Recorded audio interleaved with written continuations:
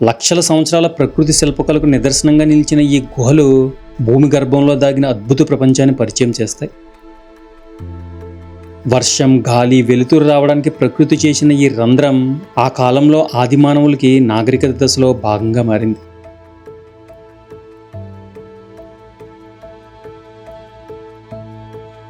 తూర్పు కనుమల గుండెల్లో నిలిచిన ఈ పర్వతం కేవలం ఒడిశాలోని అత్యంత ఎత్తైన శిఖరం మాత్రమే కాదు, ప్రశాంతతకు, స్వచ్ఛమైన గాలికి, అపూర్వమైన ప్రకృతి సౌందర్యానికి ప్రతీక. కొండల మధ్యగా ప్రయాణించే ప్రతి మలుపు ఒక కొత్త దృశ్యాన్ని చూపిస్తుంది. ఈ ప్రదేశమే డియోమాలి. డియోమాలి కొండల వైభవం, బాల్డా గుహల రహస్య సౌందర్యం, ఈ రెండూ కలిసి ప్రకృతి ప్రేమికులకు జీవితంలో ఒక్కసారైనా తప్పక చూడాల్సిన అపురూపమైన అనుభూతిని అందిస్తాయి. బాల్డా కేవ్స్కి మా జర్నీ అరకు నుండి అయితే స్టార్ట్ అయింది.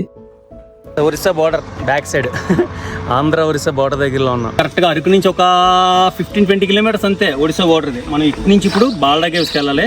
ఇటు నుంచే ఇంకా మన జర్నీ స్టార్ట్ అయిపోతుంది. ఇటు నుంచి ఇంకా నో ప్లాన్, ఏం ప్లాన్ లేకుండా స్టార్ట్ అయిపోయాం. ఇటు నుంచి ఎటు వెళ్తాం కూడా తెలియదు మాకు, ఎన్ని దాటుకుంటూ ఎన్ని రోజులు కూడా తెలియదు మాకు, వెళ్ళిపోతున్నాం ఇంకా అంతే.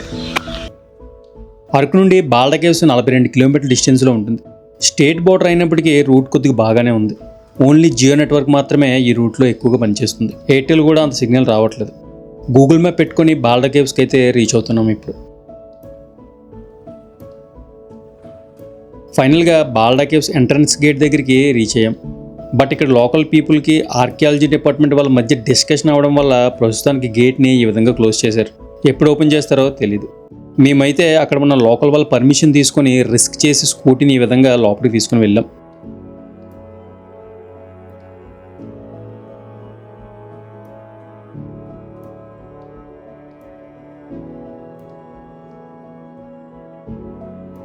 మొత్తానికి 3 కిలోమీటర్లు ట్రెక్కింగ్ చేసుకొని బాల్డా కేవ్స్కి రీచ్ అయ్యాం. ఎవ్వరు లేరు, మొత్తం చెక్ పోస్ట్ బంద్లో ఉంది.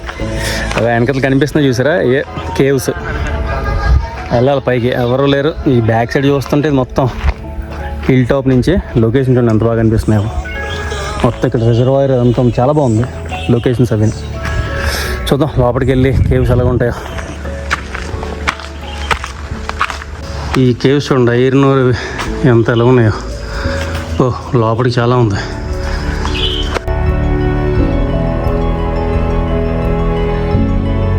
కేవ్స్ అది కరెక్ట్గా అదేం లేదు, జస్ట్ ఇంత ముక్క ఉంది.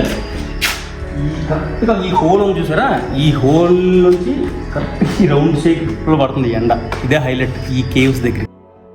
ఇది మొత్తం కొద్దిగా ఐరన్ ఓర్, అలాగే ఎక్కువ మొత్తంలో బాక్సైట్ ఉండడం వల్ల ఈ ఏరియా మొత్తాన్ని మైనింగ్ చేద్దామనే ఆలోచనలో ఉన్నారు.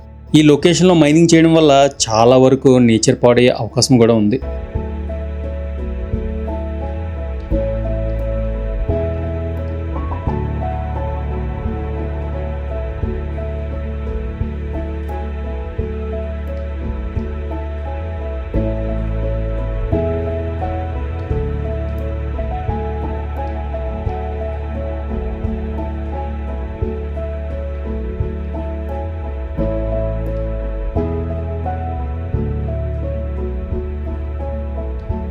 ఇవేంటంటే ఈ కేవ్స్ అప్పుడులో ఎర్లీ స్టేజ్ అంటే మన ఆదిమానవులు ఆ టైంలోని ఈ కేవ్స్లోనే వచ్చి ఉండేవారు అనమాట.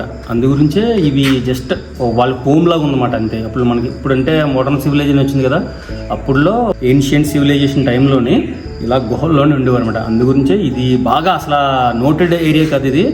మనకి మన సైడ్ బొర్రా కేవ్స్ ఇవన్నీ ఎంత ఫేమస్ అంత ఫేమస్ ఏం లేదు ఇది. అందు గురించే మనకి చాలామంది టూరిస్టులు రారు ఎక్కువ ఈ కేవ్స్లోకి. మనకి కొద్దిగా ఇన్ఫర్మేషన్ ఉండడం వల్ల ఈ కేవ్స్కి వచ్చాం. బట్ ఇది కూడా అక్కడ క్లోజ్లో ఉంది.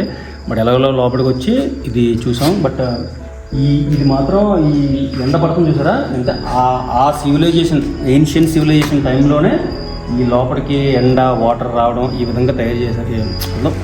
దీన్ని రీసెర్చ్ చేసిన తర్వాత ఈ విధంగా తెలిసిన హిస్టరీ అన్నమాట దీనికి సంబంధించి.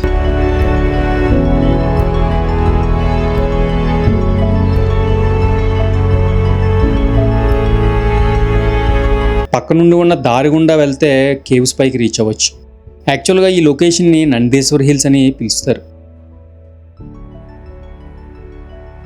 10 ఫుట్బాల్ స్టేడియంల పరిమాణం ఉన్న ల్యాండ్ని ఒక కొండపై బల్లపరుపుగా చదును చేస్తే ఎలా ఉంటుందో ఈ లొకేషన్ అలా ఉంటుంది.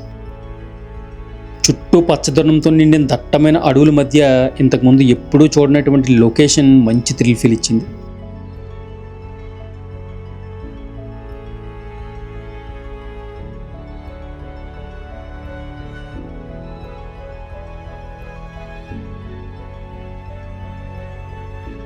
ఈ చదునైన ప్రదేశంలోనే వర్షపు నీటితో నిండిన చిన్న సరస్సు కూడా ఉంటుంది. షూటింగ్స్కి అయితే బెస్ట్ స్పాట్ అని చెప్పుకోవచ్చు. అరకుకు వచ్చేవాళ్ళు ఇంత దగ్గరలో ఉన్న ఈ నందీశ్వర్ హిల్స్ని మాత్రం అస్సలు మిస్ అవ్వద్దు.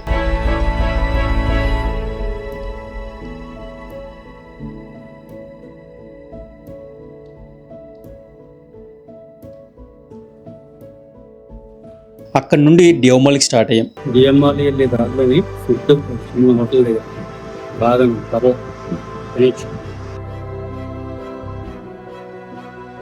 అరకు నుండి డైరెక్ట్గా డియోమాల్ రావడానికి 80 కిలోమీటర్ డిస్టెన్స్ అయితే ట్రావెల్ చేయాలి.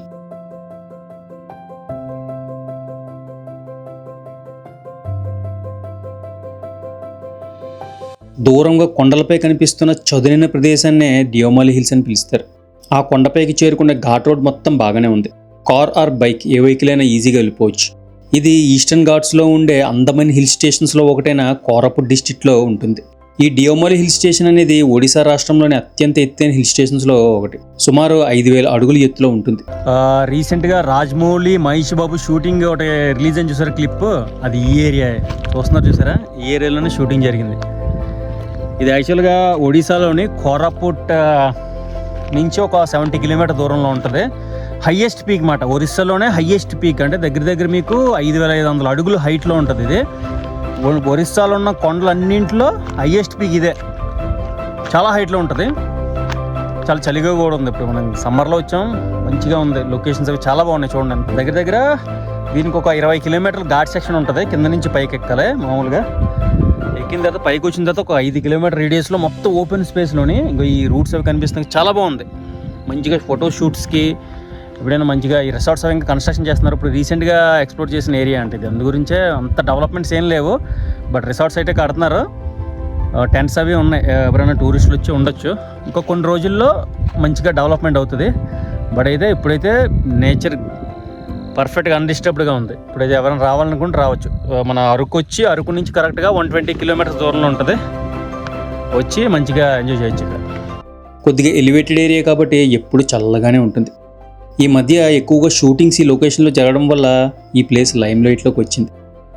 స్థానిక గిరిజనుల విశ్వాసం ప్రకారం దేవతల కొండ అనే భావన నుంచే డియోమాలి అనే పేరు వచ్చిందని చెప్తారు. ఈ ప్రాంతంలో ప్రకృతిని దేవతగా ఆరాధించే సాంప్రదాయం ఇప్పటికీ కొనసాగుతుంది. కోరాపుట్ అటవీ ప్రాంతాలు బ్రిటిష్ పాలనలో పూర్తిగా వారి నియంత్రణలో ఉండేవి కావు. ఈ పర్వత ప్రాంతాలు స్వాతంత్ర ఉద్యమకారులు, గిరిజన సమాజాలకు ఆశ్రయంగా ఉండేవని చారిత్రక ఆధారాలు సూచిస్తున్నాయి.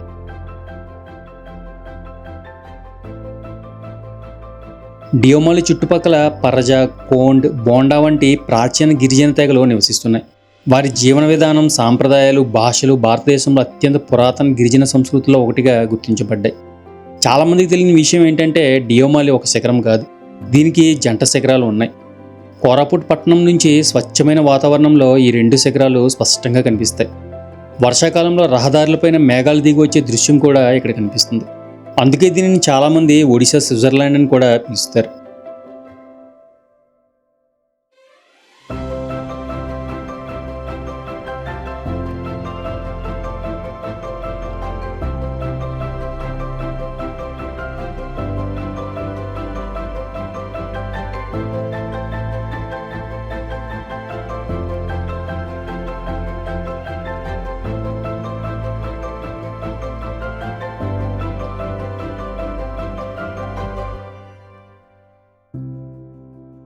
అక్కడి నుండి 9 కిలోమీటర్ల దూరంలో గాలి గడబర్ అని పిలువబడే మంచి వాటర్ ఫాల్ కూడా ఉంటుంది.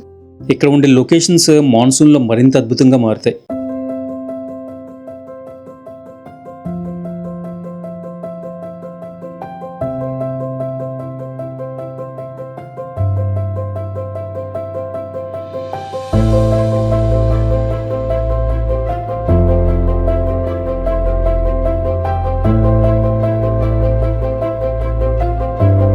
కోరాపుట్ రీచ్ అయ్యామండి. జగన్నాథ స్వామి టెంపుల్ అంట, ఇది చాలా బాగుంది టెంపుల్. ఇక్కడ వచ్చాం కోరాపుట్లో.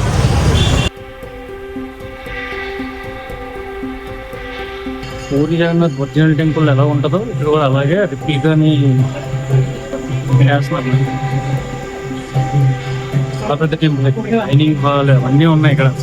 పెడుతున్నారు చాలా ఓపెన్ ఏరియా. ఇదే మెయిన్ టెంపుల్.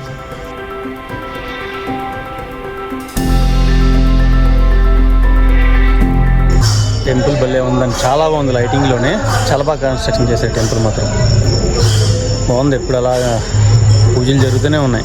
ఈవినింగ్ 8-9 అవుతున్నా కూడా పూజలు జరుగుతూనే ఉన్నాయి అలాగా. ఇది మొత్తం చుట్టూ అంబియన్స్ అంటే చాలా బాగుంది.